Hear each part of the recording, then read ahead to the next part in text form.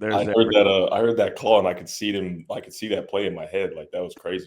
Hey, you know what's funny about that, K Bizzle? Every time we play that clip, knowing Double A's personality, when he says, "How fast are you, young fella?" I could just see Ameer saying, "Fast enough." Yeah. What kind of speed does the young man have? Man, Fast that was enough. an extraordinary call. Extraordinary call. What's funny about that play was that was my freshman year, so I really didn't know like the impact of making plays at the University of Nebraska and how that carries on to campus and how that really feeds into the energy of the student body. So I was in the theater class. It was stupid early in the morning. It was like a 7 a.m. class on Monday too, right? You know what I mean? Oh, After the he's one of the weekend, smart ones. Yeah, I actually went to class. This was Yeah, before hey, way to the sneak new that. era, Hey, guys. Amir, way to sneak that in there, brother. That You was feel Yeah, me? you You can't, feel me? you can't Actually, humble brag. I first didn't game. even know they started school at 7. So I go in this class, man. We had worked out early in the morning. I'm like half asleep. I used to always sit at the very top. It's one of those big old auditorium type classes where they got like 80 seats in there, right? So I sit at the top left corner. I'm walking in and my back is to the screen. Usually the teacher put up a prompt for the day on the screen. I'm walking my back to the screen. I finally sit down and on the screen it says, "Thank God for Ameer Abdullah." That's what the teacher had on the screen. And that was my like real welcome to Nebraska moment. Like, oh, these people are serious. These people really care about wins and losses at this university. And if you can bring wins by any means necessary, they're going to love you forever. One of the cool things about talking to you guys and KB is kind of easier because he's got the branch on. I get to see his business acumen, and he's just super easygoing and good natured. And one of the things that I like about you, Ameer, that I've always kind of gravitated towards, and I tell this story, and I think it's cool that you've invested in EJ. I'll tell you how it's morphed into the other running back room in a second. But I remember coming to practice, and in your individual was Braylon Hurd, yourself, Aaron Green, and Rex Burkhead. Coach Brown had the running backs, and you guys were going through drills, and I'm just, I'm just watching, right? I'm watching, and Coach Brown comes over afterwards, and he said, "Oh, we've adopted some of your old drills, and Coach Solich would be proud, and this, that, and the other." And I asked him, I stopped him, and I said, "Does Ameer always cut these guys in line? Like, why?" I asked him this, like, why did those guys let him go ahead of them in line? And he's like, "Oh, DB, I got to tell you, man, like, Ameer's going to do everything that Rex is going to do because he sees the work ethic, and Ameer's just a worker." I was walking after practice to my car, and I go, two things. Number one, that guy's going to work out here. But number two, if you ever want to do something and you're not supposed to, you better stop waiting in line. Like, you better, because that's how Emmett is. And so it's natural for me to see why you gravitate towards a guy that he just refuses to go away, man. Like, his ability to keep showing up and hop to the front of the line versus guys that are waiting for permission. You got to love that, man, because I'll never forget that day. You know what I'm talking about, don't you? 100%. I mean, just going back to what you were saying, I definitely watched everything Rex did because Rex did everything the right way. And, like, I think that's probably the biggest blessing that I had going into the University of Nebraska. It wasn't having the competition of Braylon and Aaron, which they were dynamic players with themselves. It was having someone who led through action as opposed to through speech. Like, Rex probably spoke like 30 sentences throughout my entire time at but when he did speak, it was with his actions and it spoke volumes, right? And he was a guy that was like never going to back down from hard work. He was always going to, even if he was dog tired, if he was doing conditioning in the summer, he was going to try to finish in that top 5 every single time and every single drill. And I was like, this dude is going to play in the league. We knew that from the minute we got there. I was like, I want to play in the league, so I got to do everything that he's doing because I gravitate towards underdogs. That's why when they were picking up lockers, I sat my lockers right next to Kenny Bell. 2-star game, both guys. we both knew that like the writing was on the wall that we ain't supposed to be playing. We're not supposed to be the guys that's really come in and make any noise. And Emmett Johnson's the same way. Guy from Minnesota that a lot of people from the turnover of coaches and stuff, they kind of forget about him. And even when Matt Rule first got here, I don't think he was really his guy. And honestly, I don't think Emmett Johnson was his guy. I think they did everything they could to find people who were maybe more aesthetically appeasing or whatever as a running back that fit kind of their idea of what it looked like. But that guy, like you said, he just didn't go away. And not only that, he sought me out, right? Like, I didn't go to him. He messaged me online and was like, dude, give me any game you can. Whenever you come back, man, let's rap. He came and volunteered at my camp 2 years in a row without asking for anything. He just wanted to be around me, just to soak up the energy and soak up the knowledge in any way that he could.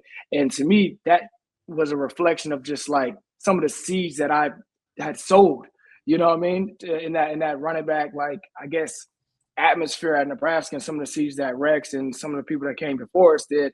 And I'm glad that he was able to take those and grow his own vertically integrated foundation of what it means to be a running back at Nebraska now, because I'm proud, man, because it's been a while since I can actually look at that backfield and be like, that's a guy. And Emmett is a guy, and I think it took a while for a lot of people to really believe that, but he just shows up every single week, man.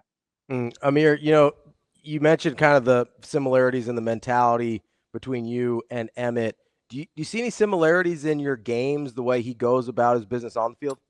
Absolutely. I feel like he's a unbelievable dual threat. In fact, I'm jealous. I'm jealous that he's in the offense that he's in. I am.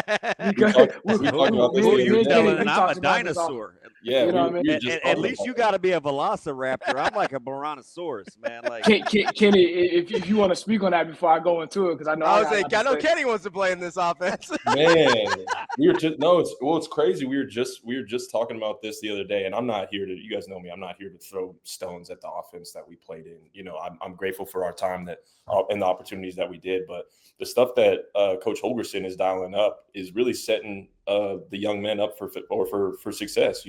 He understands that he's got a dynamic back that can catch the football out of the backfield. So did we. He's still doing it on Sundays and scoring touchdowns. So to see that kind of transpire for Emmett, I think couldn't be better timing. I'll let Ameer talk about that. Absolutely. Yeah, I mean, I just feel like the similarities I see in Emmett is just the dynamic ability to do so many different things. Like, you see the screen that he took for 56 last week.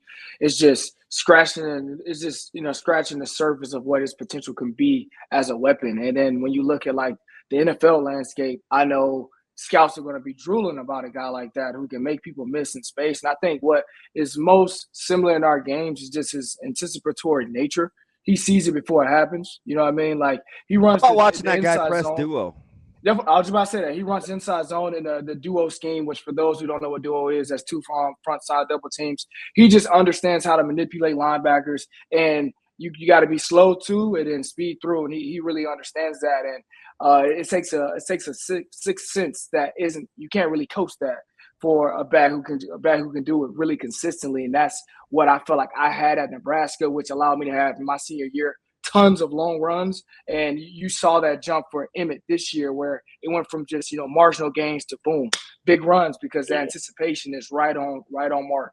Hey, and part of that too speaks to KB. I remember we were at an event this summer, or maybe it was last year, AA, and KB and I were talking, and somebody asked him about his favorite plays and kind of what he was doing. And first thing he talked about was not only just the kill shot in the Big Ten championship game, but just blocking and laying wood and taking pride in versatility. And you can't have big plays and long runs without everybody doing their 1 of 11, right? So you watch guys like Hunter and you watch guys like Key and Luke Lindemeyer just annihilate people downfield. I mean, KB, I'll let you go first just because I know that speaks to you because you took pride in your wiry toughness. I did. I took a lot of pride in our offense, and I think I took a lot of pride in blocking because our backfield made it easy to do so. Like when you got a Roy Halou, Rex Burkhead, Ameer Abdullah our senior year, like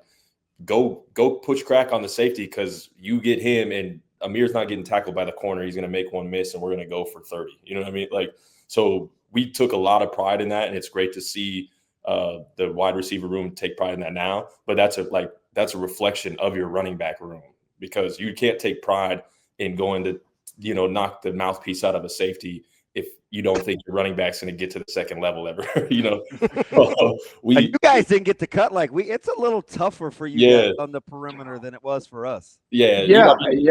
I think even now the dudes have it worse, because we could push crack. Like, for people that didn't know what that means, like if you have a corner that's looking you up, you can release outside and then throw him by and be waiting for that filling safety in the run game. And oh my goodness, you used to be able to take and now all everybody does in the run game is they put those corners in conflict. Yeah. It's hard to pull off. Yeah, that used to be some of the best plays, when you get a receiver that would do a hard release, like they're running a fade, throw their corner by, and that safety would be coming down hard to fill. I mean, you could turn on film from like Tennessee, Chattanooga, and watch Quincy Enunwa kill people. I'm talking oh my goodness. Brutal. I don't think people realize how freakishly gifted Quincy Enunwa was. Yeah. That dude, criminally underrated. We talk about our offense. He's the one who got shafted the most in our offense. With not only that, but they didn't redshirt him. They played him our freshman year, which was I know. What's cool though? See, I can vibe with this because I rock with a lot of our guys. I love how your group, that era, you guys, you're tight.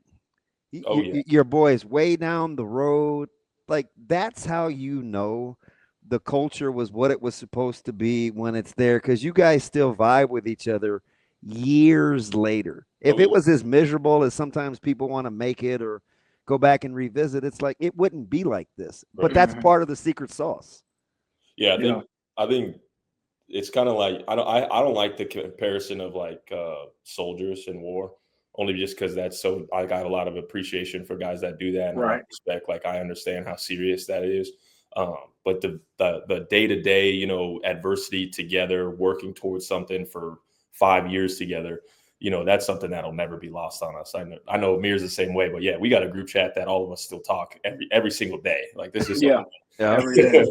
like we talk all day, every day. Everybody's kind of staying up with each other, even though we're living in different parts of the country.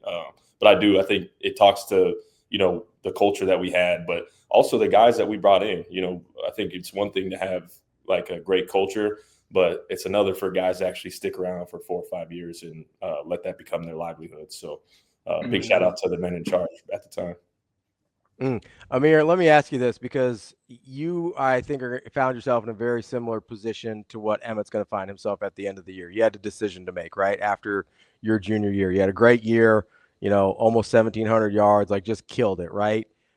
I'm not going to ask you what you think EJ should do, but what was your process in making that decision? Obviously, NIL throws a huge wrench in this thing, right? So I get it's not apples to apples. But like, in your mind, apples and pumpkins.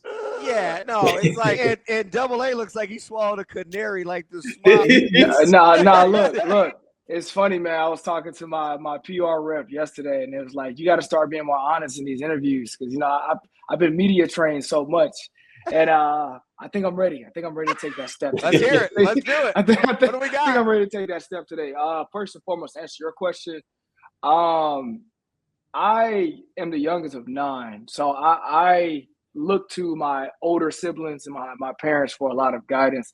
And at that time, obviously, I think being a millennial, being born between 1980 to 1996, we have a very unique experience where we're kind of like, we go from the analog age to now the digital age. So you were raised on education, but you also can understand that trades and like acquiring skills today is where the future of work is going to be, you know what I mean? I say all that, I preface all that to say that education was a huge thing for me in my family. So a lot of the reinforcing advice that I got was go back, finish your degree.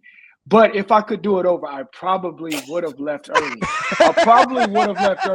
And the reason why is because I'm in my 11th year in the NFL and I play running back. And it's a very gruesome position. I've been very fortunate. I'm the only running back left in my draft class still playing. Longest tenure running back in the league right now, which is crazy. The average career for a running back is like 2.7 years. Is there even do they not watch your off-season training videos? Like, I mean, I take care of myself. I train hard and I eat right and I do other things. But I'm working on technically my 4th career right now in the league, right? And I just know from a wear and tear standpoint what could have been in terms of just like, even now that I take care of my body, if I would have taken that 1 year off of my body in college, pounding, especially in the offense that I was getting, I was going to get about 250 carries, with the University of Nebraska.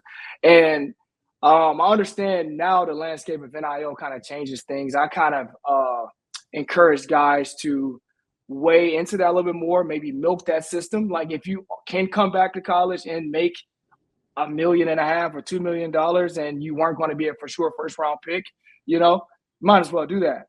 But when it comes to EJ, I definitely think that looking at this draft class of running backs, looking at the year and the momentum that he has, hey, I'm getting out in front of it, man. I think he definitely needs to take this opportunity just because he's different. You got the Jeremiah Loves, he's different, but EJ's also different. And I can definitely see teams that are getting older running backs like the New Orleans Saints who have used Alvin Kamara in that capacity for years. There's a lot of teams that are looking for that next guy that can get you, 10 carries, 10 catches a game, and he can strike while the iron's hot right now. Unsimilar to like what I did, I stayed and I came back and I was in a deep running back class where I probably would have been a first rounder the year before, as opposed to a second rounder with Todd Gurley, Melvin Gordon, and the likes of a lot of guys like that. And, that's just my opinion as a more matured and grounded and well-versed in all different spectrums individual today.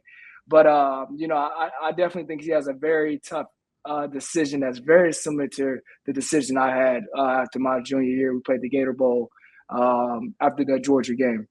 Listen, I was begging Ameer to come back our senior year. That's selfish, Gabe. I know. I'm a bad teammate. I'm like looking back. I heard everything he said. I was like, damn, but I might have robbed my boy from. Yeah, you did. You did. I was like, listen, bro. Like, we need you, bro. Like, we need you, bro. Double A. I don't regret a thing. I don't regret a thing because that senior year was the most fun I've ever had playing football, man. Like every weekend was electric. Me and Kenny were playing we were unconscious that year. We were playing out a year where like we had very light, class schedule, you know what I mean? Because we didn't have that many credits left to graduate. So I'm taking like 2 classes a week. So it's all ball. I'm pretty much in the NFL. So I was able to really lock in and we all played at a high level and we're able to get drafted because of that. And so I don't regret a thing, but, just speaking logistically, like how things can kind of sort out for this young man right now, I think, dude, you really want to come back and try to do this again in this landscape? Like, Ameer made such a good point where like it's one thing to have a good year, but to actually like NFL people or NFL teams are starting to notice now. So like to have that motion heading into the middle of November and ride the wave. Ride the wave. I love the dude. I want to see what's best for him. Obviously, I want to see him back in Scarlet and Cream.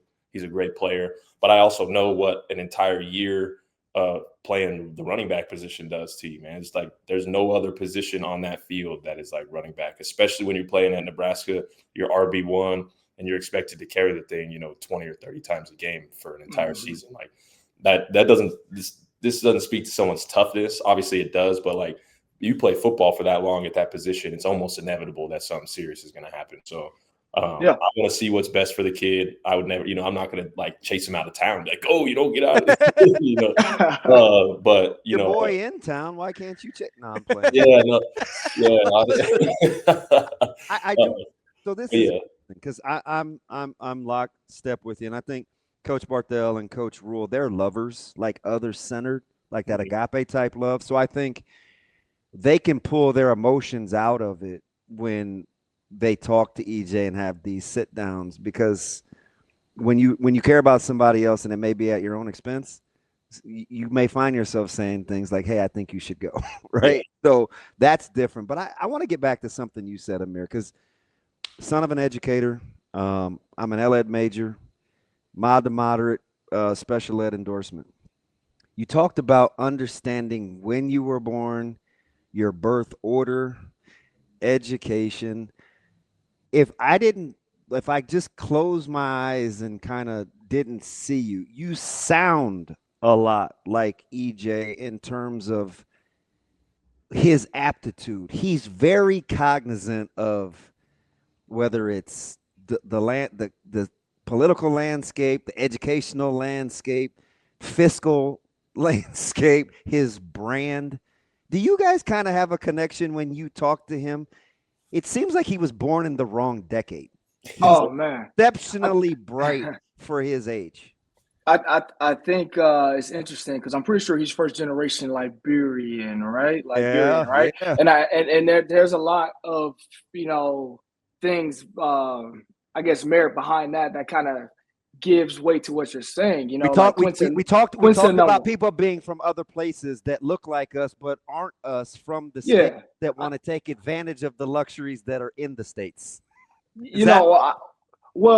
just feel like traditionally speaking, I have a lot of first generation friends, Quincy Nwanwa, Toby Okiimi, and Collins Okafor as well. And what I've noticed, they're first generation Nigerian. What I've noticed is their parents are all about education first, and they're all about being able to ground yourself in a reality of I'm a human first, and I need to make sure I take care of my human duties before I start to enter the dream world, right? Because America is the American dream. The American dream world of entertainment is something that's usually the dream that we latch our wagon to, right? And I think Emmett comes from one of those first generation families. And similar to me, I come from a Muslim family, which is very grounded in the same foundations of like dignity, self-preservation, and you preserve yourself by first taking care of your home being your mental health and taking care of the things that are going to sustain you past just the identities that we carry or we take up throughout our, progress of life, of football player or whatever, whatever form of profession you take on. So I think that's why Emmett has such a more mature appeal than a lot of other kids who are American born, not to disrespect their Americans. No, we get it. But believe me, we guys, talk about I'm this sure you constantly. guys are following what I'm picking up what I'm putting down. Is he comes from a very strong and firmly rooted family structure that has given him all the tools he needs to have the right discernment and to understand that every decision I make is critical, right? And for sure. Yeah, you guys are something else, man. Yeah, I want to add to that a little bit because Ameer just made several really good points. Because for a while, and this might be the fragility of the ego of the football, the older generational football player. It was so refreshing to hear that EJ had reached out to Ameer because, as one of the generational guys from that time, it feels like the kids don't really care. You know what I mean? They're so enthralled with the show that nothing else matters, which I understand that. But Ameer and I, guys like Emmett Johnson, Quincy Anuno, we had teammates, we had father figures, we had staff that really grounded us into, this is just a show, right? This is who we are, how we treat people, how we treat each other, how we treat our families, how we treat strangers is way more important in our everyday life. We're building a foundation for who we are as men, and not that we're just football players. So I think that education is really important. And for a long time, I was worried about it if it was being lost on this generation. But that's one of the reasons I love it. It is, man. It kind of is, dude. I'm back home in Alabama right now visiting my parents for my bye week, right? And I went back to my high school. They're 11-1. They're in the playoffs, right? And I'm happy. I'm excited. I go back to talk to these kids, man.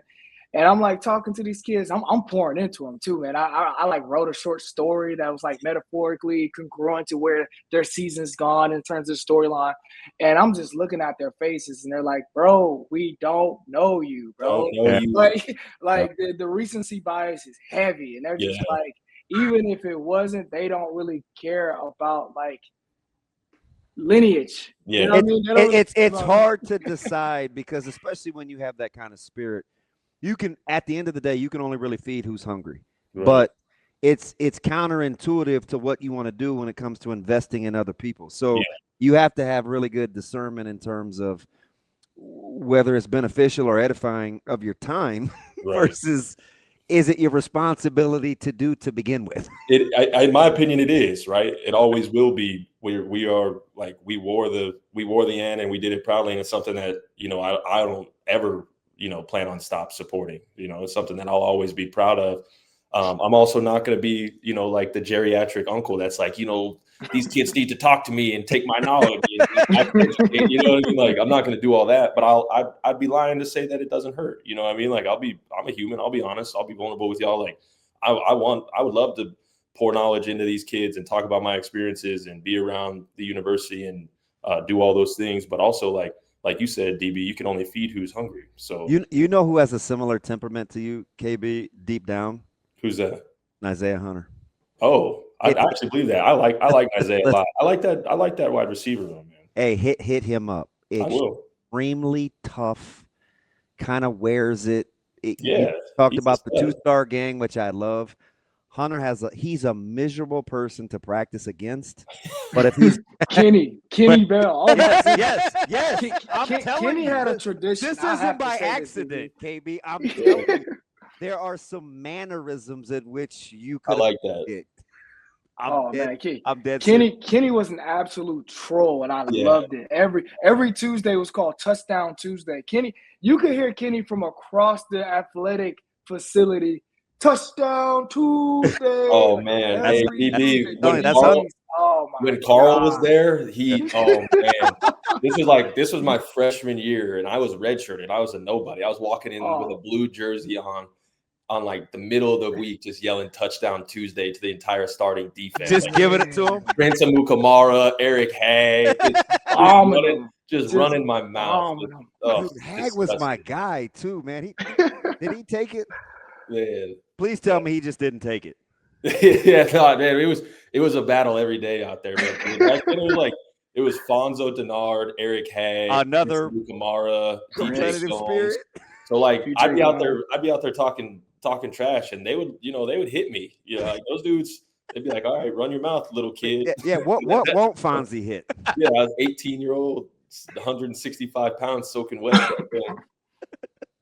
All right, fellas. Oh man, thank you guys so much for joining us. Ameer, I do have to say it was super cool seeing you. I think it was last week. Get that big kickoff return that set up the game. Man, we're rolling. We're rolling right now, man. DB loved the Daniel Jones signing, so he's the offseason. He's loving the Colts right now. Oh, great value pick. It's been a pleasure to watch your career. I wish that you got to stick around my 49ers a little bit longer, but that's okay. No coincidence too that you guys get along. They both depth. So you have depth. You guys don't even know, man. It's okay to be smart and good at sports too, guys. I'm just saying. Yeah. It's important. The Japan trip is loading. We've been trying to plan this Japan trip just for our schedule for a while, just to get out there. It's loading. DB, pull up if you can. Hey, listen. I didn't get smart or good at sports. I just got sarcastic, so I don't know what happened there. But guys, we appreciate it so much. Thank you for joining us, Ameer, Kenny. Kenny, thanks for setting this up for us. Hopefully we will talk again soon. It was great talking to you guys. Appreciate you, fellas. Best wishes, hey. All right, boys. Much love.